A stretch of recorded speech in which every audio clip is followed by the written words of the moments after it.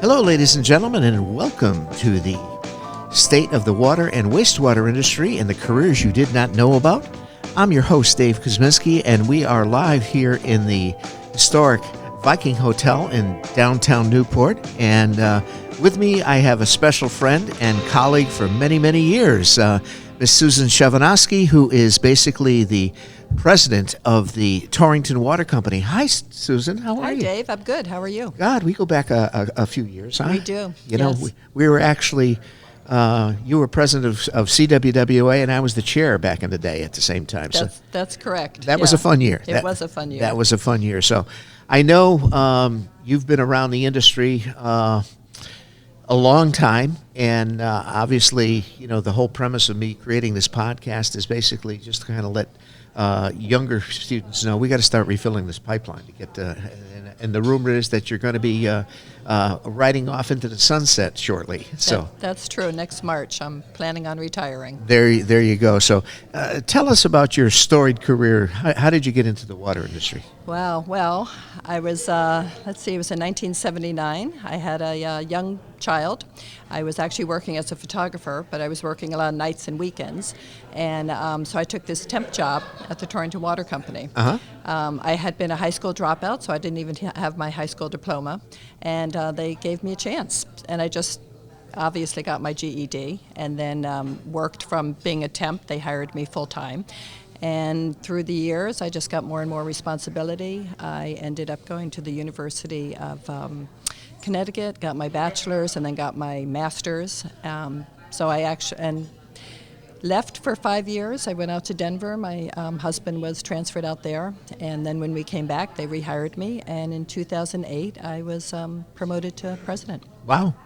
So when you got into the industry, you didn't have your college degree or high school diploma? I did not. And wow. I talk to young people through the chamber or wherever, and I tell them that where you are now doesn't define where you're going to be. So just believe in yourself and absolutely, Mm-hmm. And so forth. So, I mean, you've been involved in the section for many, many years, yes. And so forth. So, how has the water industry in your tenure, career in water, how has that changed? I think the biggest thing is increased regulation has yes. been a challenge and continues to be a challenge. It used to be where you did things by the seat of your pants and your guys just went out and they got the work done. Put the fires out. That's right. And now there's just a lot more, I don't want to say red tape, but a lot more steps you have to take. Sure. Safety, and which is all very important, but it used to be an industry where you just went out and did it. Yes. And we still do, but there's much more steps involved now. Absolutely. Yeah. Absolutely. And also the other thing is finding and keeping staff. Right. We have some great guys. We're like a family because there's only 18 of us, Uh-huh. so we're like a family. But so it hurts when you lose someone and trying to fill that Sure. position. Sure. So that's also been an increasing challenge. Yeah. Now, you say, Torrington. Now, is that municipally owned, or is that investor owned now? Or It's always been investor owned from It is. 1878. Is that right? That's Okay. right. Okay. And so I work for a board of directors. Uh-huh. And like I said, I have 18 employees, and we have shareholders. Okay. We're privately held. And how many customers do you know? About 10,200. Okay. All right. So not overly Yeah, large. so we serve about 35,000 people in 5 towns. Okay. Nice. So, again, when you're dealing with, letting our listeners know the types of water utilities. Basically, I come from municipally owned. You're an investor owned. Okay. The other time, obviously. Aquarion and Connecticut Water are also investor-owned, and we have the regionals, which are basically MDC and Regional Water Authority, which are kind of quasi-publics as far as that goes. But, I think, the big key as one of our first episodes, the first episode that when I launched this podcast was Lori Matthew from the Health Department, and I wanted to set the stage on, where we are as far as on a regulatory standpoint. In our second episode, I had actually Bill Sullivan, who's the head of operator certification. And, the statistics that he laid out are staggering. I mean, when I got into the business and so forth, became an operator, there were over 800 operators in the state. Now there are probably 450. Wow. So it's, and most of those operators, the 450 operators, are managing multiple systems. So we have to start filling. And they're also not real young. No, and again, I've been with the town coming up on 49 years, so it's like, okay, and you're starting to get into the situation. Looking the light at the end of the tunnel here as well as you are. Absolutely, yeah. So it's as far as advice for young students, what I'm trying to do is get this podcast out. In fact, I had a lovely podcast with Melissa, the past president of AWWA. We're going to work with her on getting this podcast nationally out to AWWA and so forth. But we need to start, promoting this and getting that feeder system, if you would, so to speak. So what words of wisdom would you say for a young high school senior, college freshman, or whatever? Well, there's, if they're going into engineering, there's great opportunities in the water industry for that. They might not be building bridges, but they're going to be building filtration plants and making sure that our infrastructure is engineered in a sustainable way. So I think that's a great career. Plant operators are like gold. There's not enough of them, and so that's a great career that Sure. they could find their way into. And just a business major, going into this business. It's not the sexiest business, but it's vital, and it's secure. And it's secure. Yeah. Absolutely.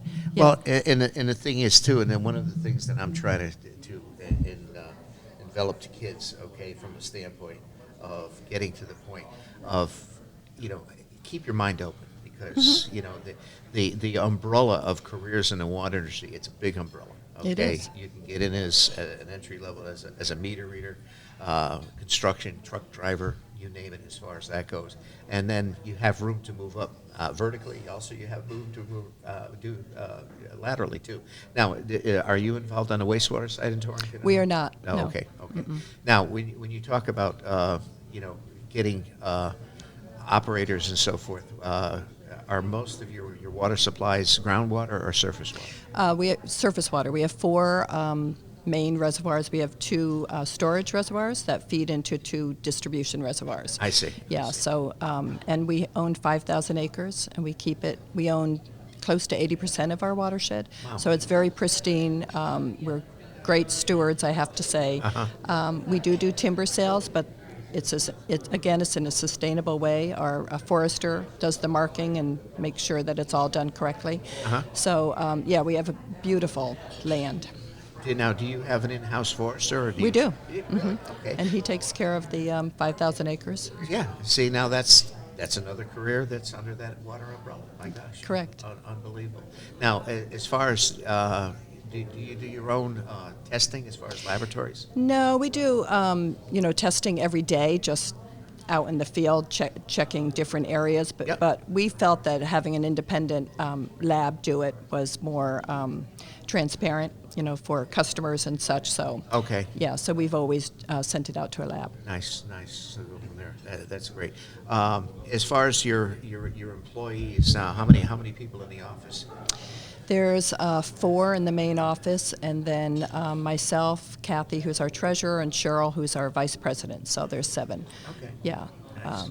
Yeah. And how many guys? And in the we field? do everything. We do Okay. payroll, we do billing, we do everything is done in-house. Wow. Yeah. Nice. So I know you've got many passions as far as on your personal. I know you're an avid photographer. So tell us what you do for fun. I know you just invested in some pretty high-tech I cameras. did. I travel. Okay. It's my passion. I've been to 54 countries and counting. Okay. And I just think this is the most incredible world, and I've taken my children all over the world because the only way to really have people realize how great, one, this country is, but also understand on a global level where we all are is to travel. So that would be one of my things that I would really want people to try, is just go somewhere. Yeah. And I know you have a multicultural family, so tell us a little about that. I do. So my two oldest girls I call homegrown. Okay. And then 38 years ago, we adopted my son, who's black. He was 2 months old, and Okay. he came from Texas. Uh-huh. And then a couple years later, we adopted our daughter from Taiwan, and she's now 34. So yeah, it's Awesome. been a great road. It hasn't always been easy. Uh-huh. I won't get into the Oh, for sure. Yeah, for sure. but now, they're- are they involved in the water industry in any way, or no? They're not. They're not, No. okay. My one daughter's a biochemist, so Okay. she is involved in a lot of research for cancer. Okay. Yeah. My son is giving back. He's a corrections officer at a juvenile detention center, and he has a lot of empathy for the young souls who are in there who are troubled. So he does a great job with counseling with them. Oh, Yeah. that's awesome. That's awesome. So I know you have a passion for photography. So what do you like to shoot? What's your best subjects? People. People. Yeah. When I travel, I was in Bhutan and just the different cultures. Yeah. And especially elderly people. That's kind of my passion. Nice. I love landscapes and all that, and they're Uh-huh. gorgeous, but people tell such a story. Sure. I was hiking with the Hill Tribe people in northern Vietnam, and they're in their ethnic clothing. That's still what they wear, and I just got some beautiful shots. So, Nice. Yeah. Very nice. So I will continue that. Oh, absolutely. I do so because I know you share some of your pictures on Facebook, and they're absolutely breathtaking. Oh, thank you. My gosh, it's great. So, okay. So I'm sure in all the traveling that you've done, okay, I'm sure you've experienced a wide palette of food. So tell us, what if you had a desert island food, what would it be? Oh, I couldn't say. Because the wide variety, some of it I would never want to eat again. But Okay. but I think Asian food is my favorite. Okay. Yeah, Thai Okay. food. That yeah. works. Yep. So I would have someone who could cook that for me. That would be great. Yeah. There you But go. we've eaten spiders. We've sat in a hut and they just reached into this big ball and then plucked the legs off and threw it in the pot. Uh-huh. Yeah. Yeah. okay. Crickets. I mean, lots of things. But, Oh, my gosh. Yeah. Oh, yeah. no. It's very different. All right. So now that we've gotten through as you know that my other co-career is in music. So Yes. what's your let's say your desert album? Oh, Munson and Abbott Brothers. Okay. Joni Mitchell. Oh, yes. Yeah, so I like a lot of old folk, and then I Okay. like some of the new Okay. stuff. Yeah. Do you remember the first concert you went to? Yeah, the band. The band. All right. Yeah. Nice. Yeah. Yes. I was pretty young. Yes, a good friend of mine was out on tour with them. Oh, really? Yeah. Oh, Matt wow. Steiner was Yeah, yeah. keyboard player. Okay. And Yeah, I know you love music. And Yeah, well, I had a music store, and my degrees in music and so forth. It's just Yeah. one of those things. I've started out in the water industry, and I was a music teacher, and then worked for the town, and worked part time, and get paid by full time benefits. And then we had a selectman that got into power and said either you're working full time or no time. Oh. And my wife was pregnant with our first child, and I says, well, I guess I'll work full time for a couple of years. And 49 years later, I'm still here. So, but I had the best of both worlds. We own a music store, so that's great. I get to do that. So. Yeah. Anyway, words of wisdom to a high school student, and Again, just don't worry about where you should be. Just if it's a trade, if it's if it's college, just go with what you love, because you're going to be doing it for a long time. And you might change midstream. You Sure. might find, as I did, doing photography and then realizing that I didn't want to be out every night and on weekends working. Yeah, that's So, right. You did a stint as a I did. professional photographer. I did at the Torrington Register, yeah. Now, was that pretty much in journalism, or did you do weddings and that type of stuff? Or? I have done weddings. I don't like doing weddings. Yes. It's a lot of stress. Yes. No, it was journalism. Yeah, they Journalism. would send me out on jobs. Nice, Yeah. nice. Now, unfortunately, newspapers are kind of becoming almost extinct. You know, everything is online now and so forth. Yeah, But, that's true. You know, but pictures are still there. They are, yeah, they are. You know, the digital world, I was very reluctant to change from the film camera to the digital. In fact, I was going to China and I took both cameras because I just said, well, this digital one isn't going to work. Yeah. But I'm hooked. Yeah, Yeah, yeah. yeah. I love it. I still have my original Nikon film camera, but Okay. yeah. Well, you know, the old school is, you know, like it's, But learning in a dark room, the tricks, they really have switched over to like or working with Photoshop. right, Photoshop. Yeah, Yeah, yeah, yeah. You So- can do all the same things. Yeah. Yeah. Now, are you versed in Photoshop? I am. Okay. Cool. You know, that's the thing. It's amazing what you can do. You know, Oh, with technology. absolutely, And it's yeah. moving all the time. You know, Well, it it's- is. Yeah, you know, it's, catch us if you can. yeah. It's almost a full-time job learning. Yeah, exactly. So, all right, great, Susan. Thank you so much. You're welcome. This was fun. Yeah, well, again, I'm you know, looking at getting this podcast out there and exposing young students to the opportunities that you and I have both availed ourselves for many, many years. Great. It's not a career or a job that you can outsource, and there's a lot of avenues to explore. You know, both And if laterally. they ever want to, call me up and talk about it, I'm always welcome to that. Absolutely, well, that's good Good. to know. All right, All right. fantastic. Thank you.